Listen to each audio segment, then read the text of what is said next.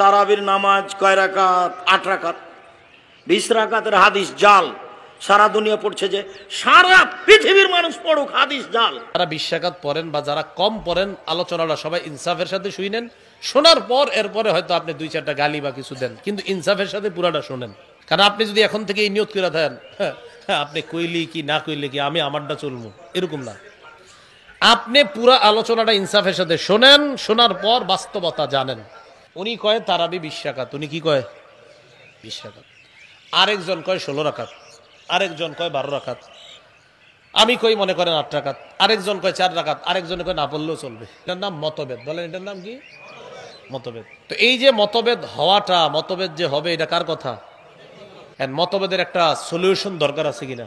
এই হাদিসের মধ্যেই নবীজি মতভেদের সমাধান দিয়ে দিয়েছেন। সুবহানাল্লাহ। তাহলে আমাদের মাঝে মতভেদ হইল, একজন বললেন 20, উনি বললেন 16, উনি বললেন 8, আমি বললাম 4, আরেকজন কয় না পড়লেও চলবে।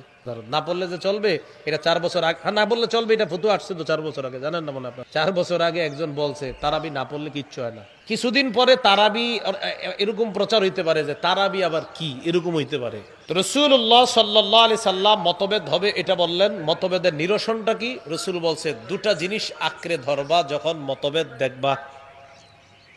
কয় জিনিস আঁকড়ে ধরবো? বলেন সবাই। মতভেদ হবে এটা কে বলছে? মতভেদের নিরসন হওয়ার 2টি উপায়, এটাও কে বলছে? নবীজি সাল্লাল্লাহু আলাইহি সাল্লাম। আমাদের মাঝে মতভেদ হলো, এবার মতভেদ নিরসনের জন্য নবী বলেন, শোনো তোমরা এই 5 জন, 20 ওয়ালা, 16 ওয়ালা, 12 ওয়ালা, 8 ওয়ালা, 4 ওয়ালা, তোমরা সবাই 2টা মূলনীতি অবলম্বন করো, মতভেদ তোমাদের মাঝে নিরসন হয়ে যাবে। 1 নাম্বার, আলাইকুম বিসুন্নতি। মতভেদ লাগলে আমার সুন্নত আঁকড়ে ধরবা। সুবহানাল্লাহ। তাহলে 1 নাম্বার পেয়ে গেলাম। 2 নাম্বার, ওয়া সুন্নাতিল খুলাফাইর রাশিদিন আল মাহদিয়িন। আমার হেদায়েত প্রাপ্ত খোলাফায়ে রাশেদা যে সাহাবারা আছে তাদের সুন্নত আঁকড়ে ধরবা। বলেন তো মতভেদ নিরসনের জন্য রাসূল কয় জিনিস আঁকড়ে ধরতে বললেন? 1 নাম্বার কার সুন্নত? 2 নাম্বার সাহাবাদের সুন্নত। পড়াইতে হাদিস দ্বারা বোঝা যায় রাসূল সাহাবাদেরকে নিয়ে 2 দিন বা 3 দিন তারাবির নামাজ পড়াইছে। এখন আসেন একটু, আমরা কি তারাবির নামাজ জামাতে 3 দিন পড়ি না পুরো মাস? তাহলে রাসূলের হাদিস থেকে আরেকটা বিষয় জানলাম, রাসূল তারাবি পড়াইছেন 2 দিন বা 3 দিন। 2 নাম্বার কত রাকাত পড়াইছে সেটা অনিশ্চিত পাইলাম না। 3 নাম্বার পুরা মাসে জামাতে তারাবি, এটাও পেলাম না। উৎসাহ পাইলাম যে তারাবি পড়ো, তারাবি পড়লে গুনাহ মাফ। ওমর ফারুক রাদিয়াল্লাহু তাআলা আনহুর যুগে, প্রথম যুগেও তারাবি এটা যে উৎসাহ চলতেছে, তারাবি মসজিদের মধ্যে হয়, কেউ 2 জন 3 জন নিয়ে জামাতে পড়ে, কেউ একা একা পড়ে, মানে যার যার মতো শেষে পড়তেছে। কত রাকাত এটাও অনির্ধারিত, আর পুরা মাস জামাতের সাথে পড়া এটাও নির্ধারণ তখনও হচ্ছে না।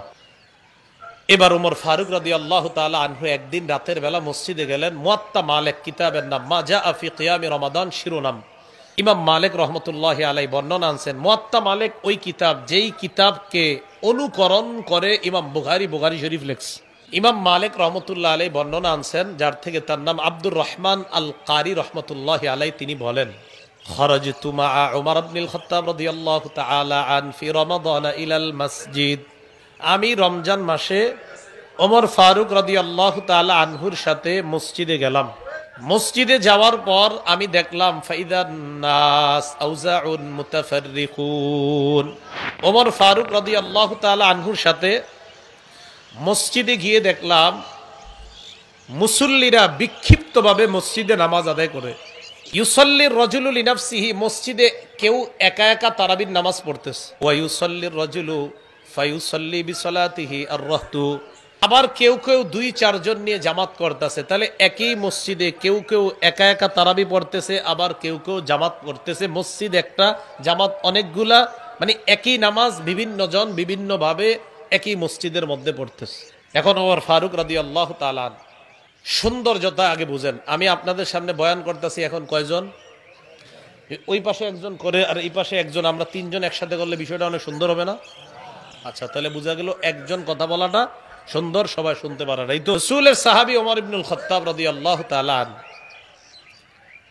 উনি মসজিদের মধ্যে যখন ঢুকলেন, ঢুকার পর দেখে সবাই আলাদা আলাদা নামাজ পড়তেছে, তো তখন তিনি বললেন, ওয়াল্লাহি ইন্নী লাউরানি লাউ জামাতু হাউলাই আলা কারিইন ওয়াহিদিন লাকানা আমসালা। ওমর ইবনুল খাত্তাব বলেন, আল্লাহর কসম, আমার মন চায় আমি যদি এই মসজিদের সবাইকে এক ইমামের পিছনে একটা জামাতে দাঁড় করায় দিতে পারতাম, তাহলে দৃশ্যটা কতই না চমৎকার হইতো। যেই ভাবনা সেই কাজ। ফাজামাহুম ওমর ইবনুল খাত্তাব আলা উবাই ইবনে কাব রাদিয়াল্লাহু তাআলা আন। ওমর ইবনুল খাত্তাব রাদিয়াল্লাহু তাআলা আন রসুলের সাহাবী, বিখ্যাত সাহাবী উবাই ইবনে কাব রাদিয়াল্লাহু তাআলা আন, তাকে ইমাম বানায়া দিলেন। সব মুসল্লিদেরকে এক জামাতে দাঁড় করায়া দিলেন। শুরু হয়ে গেল পুরা রমজান মাসে এক মসজিদে জামাতের সাথে তারাবির নামাজের আদায়ের সূচনা। তাহলে আমাদের মতভেদের মাঝে প্রথমে পাইলাম রসুলের তারাবি। তারাবির মধ্যে পেয়েছি 2 দিন বা 3 দিন জামাতে তারাবি। সাহাবী ওমর ফারুকের সুন্নতের মধ্যে পাইলাম জামাতে পুরা মাস তারাবি। রাকাত কিন্তু এখনো পাইনি। মা জা আফি কিয়ামি রমাদান শিরোনাম মুয়াত্তা মালিকের। এখানে ইয়াজিদ ইবনে রুমান থেকে বর্ণনা, তিনি বলেন, কানান নাসু ইয়াকুমুনা ফি জামানি ওমর ইবনুল খাত্তাব রাদিয়াল্লাহু তাআলা আন বি23 রাকআ। ওমর ইবনুল খাত্তাব রাদিয়াল্লাহু তাআলা আনহুর জামানায় মুসলমানরা 23 রাকাত নামাজ আদায় করা শুরু করছেন। 20 রাকাত তারাবি, 3 রাকাত বিতির। এখন আসেন, আমাদের ঝগড়া ছিল কয় রাকাত, তো একজনে কইছে 20, একজনে কয় 16, একজনে 12, একজনে কয় 4। এখন আলেম ছাড়া অন্যরা বলেন মূল নীতি কয়টা? কার সুন্নত ধরব? কার সুন্নত? নবীর সুন্নত আর সাহাবাদের। সাধারণ জনগণ একটু বেশি বললেন নবীর সুন্নত আর সাহাবাদের। নবীর সুন্নতে রাকাত পাইছি না তারাবি পাইছি? পুরা মাস পাইছি না 2 বা 3 দিন? আচ্ছা, এবার এই সুন্নতের পর সাহাবাদের সুন্নত ধরলাম। আবু বকর সিদ্দিকের জামানায় আমরা কি তারাবি রাকাত পাইছি না শুধু তারাবি পাইছি? ওমর ফারুকের প্রথম জামানায় রাকাত পাইছি না শুধু তারাবি? এরপরে হযরত ওমরের জামানায় তারাবি 3 দিন পেয়েছি না পুরা মাস?